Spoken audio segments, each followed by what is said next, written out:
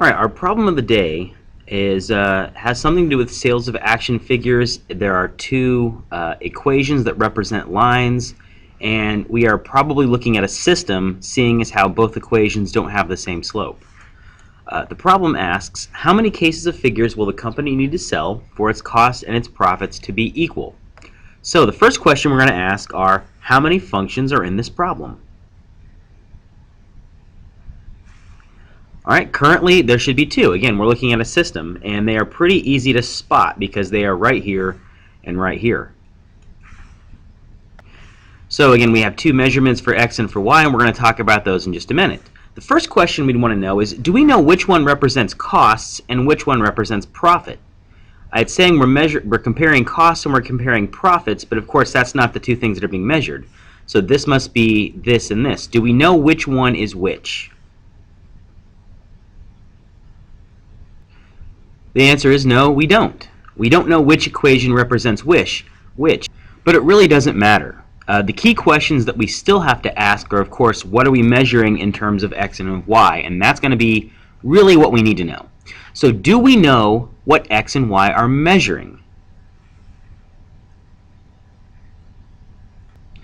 And the answer to that is, of course, yes, that we do. We know that x value is representing the number of cases in thousands, and we know that our y value is representing, in this case, dollars in thousands. Now, whether that is dollars of costs or dollars of profits, that we do not know. But we can still fill in those little bits of information because we know that x is the number of cases and y is basically the money measured in dollars. And again, one of these is costs and one of these is profits. What we're looking for more than anything else is understanding what it's asking for. Is the question in the problem asking for a value for x or for y? In this case, the problem is asking for how many cases of figures. So that should tell us right away that we're trying to find an x value. So ultimately in this problem, we're looking for this value for x, and most likely it will give us a value for y, or we'll be able to either eliminate or figure out a value for y. So we're going to be looking for a value for x. That's going to be our solution. And as we can see, even though we don't know which one costs and profits is, we do know something else about these two things. We do know that the costs and the profits are equal to one another, which means that these two expressions for x, for the cost and the profit, are also equal to each other. In fact, we can tell because they're both equal to y. They both share the same y. So there is something we can do there to get these two equations to be equal to each other. And since we're solving for x, we don't necessarily need the y. So what we're going to do is we're going to take our 30x and we're going to move this up here because 30x is the same thing as y, right? So we're just going to replace that, and now instead of two variable equations, we have a single one variable equation where we can solve for x. And that's going to be our next step. So the question we have to ask ourselves is, how do we solve for a variable? Okay, so after you've written your answer, you kind of want to compare it to what we've chosen. There are two really main ways you want to use. The traditional method would be solving for x using inverse operations, or we could use our calculator by substituting those values into y equals for each side of the equation and then solving for x. We're going to look at the merits and the drawbacks of both. I will say the traditional method is going to be a lot faster for us, maybe. However, it might be a little harder to understand inverse operations, whereas for the calculator, we're just looking for a match in our y's. So we're going to try each method now and see how they work. Okay, so method 1 is the traditional method, and that is solving for x. So we have two x values here, and we want both of those, x terms to be on the same side.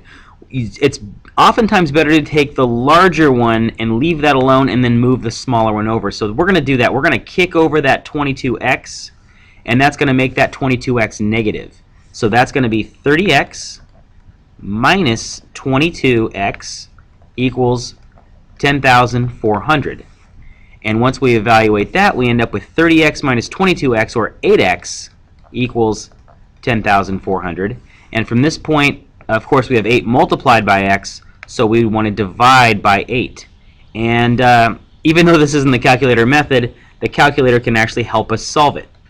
So right, this is just a question of putting it in and then dividing by 8 just to evaluate it, and that's going to give us a total of 1,300. So x in this case represents 1,300, and in turn, what was the unit again?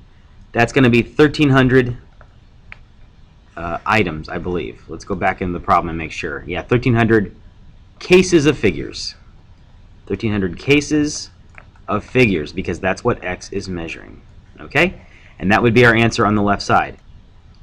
Now, to use the calculator method, we go into y equals and we substitute these values in here. 30x for the left side and 10,400 for the right side. See, plus, there's no x there, plus 22x. And now we want to do a second graph and compare the data. And we can see that our output values should be equal, and we can say they are way far apart right now, which means, and of course, since we already know from the traditional method that 1,300 cases is our answer, if we see this situation, we may not want to scroll all the way down to 1,300. So I want to show you a little shortcut on how you can deal with large numbers. All right?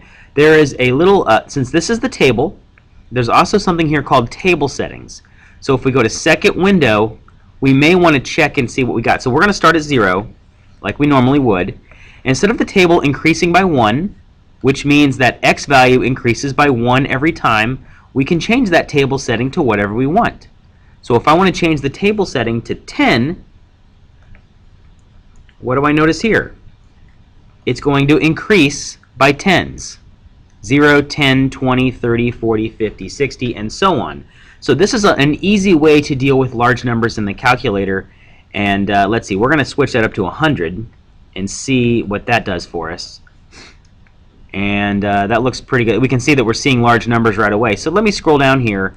We already know from the traditional method that 1,300 is our answer, but this is how you would go about finding it in the calculator. We can see we're going up by hundreds, and so once we get close, we could always pull back to tens if we needed to.